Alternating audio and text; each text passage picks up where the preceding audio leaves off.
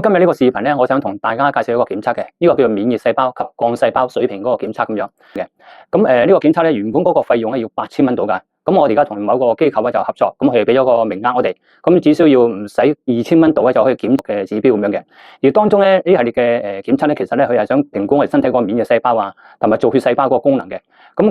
有幾個指標就好重要嘅，譬如嗰個叫做殺手 T 細胞咁樣啊，同埋嗰個叫做 MK 細胞，同埋一個叫做 Gamma Delta T 細胞。咁呢系列嗰啲咧就係針對呢叫病毒啊或者細菌啊，同埋我哋個身體有呢叫做癌腫瘤嘅人士咧，呢幾個白血球個指標就好重要嘅。而另一個叫做造血幹細胞，造血幹細胞咧就係我哋身體個紅血球啊、白血球咧就好依賴呢個造血幹細胞咁樣嘅。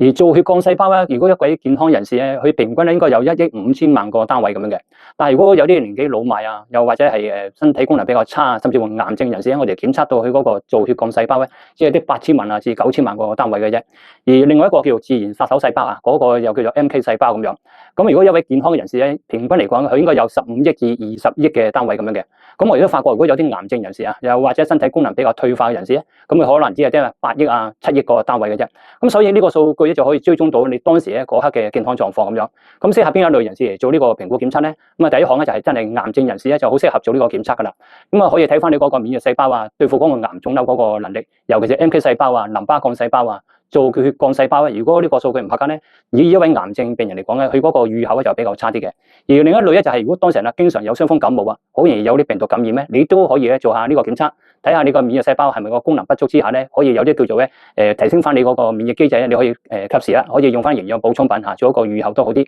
而第三類咧就真係本身有服用開營養補充品嘅人士咧，你亦都可以用呢個檢測咧追蹤下。你而家食到嘅營養補充品咧，可唔可以幫到你個免疫細胞嗰個數量？如果係達到預期效果嘅，之後呢批嘅營養補充品幫到你啊。如果係嗰個數據不足嘅，都係唔合格嘅，可能係個數量即係食個營養補充品咧達唔到標啊，你可以加強嗰個營養補充品咧嗰個攝取量咁樣嘅。而一般人士咧，亦都可以用呢個檢測咧追蹤下你未來嘅健康狀況咁樣嚇。如果你係本身都係好年輕人士，可能真係20零歲啊、30歲或者40歲都唔夠咁樣，但係見到呢個免疫細胞嗰個白血球咧全部係唔達標喎，咁咧你就要做定啲功夫啦。即係唔係有病嗰時先嚟處理身體嘅狀況嘅。咁你可以見到個數據唔合格嘅，你可以打定底啊，日常生活咧食翻啲優質嘅營養補充品同埋避免啲夜間嘅生活啊，唔好食咁多啲所謂嘅發炎嘅食物，咁可以做一個預警咁樣嘅。咁呢個檢測咧，因為始終有個名額嘅，如果有興趣嘅人士咧就盡快報名啦。好啦，咁呢個視頻咧就去到呢度，多謝大家嘅收睇咁樣。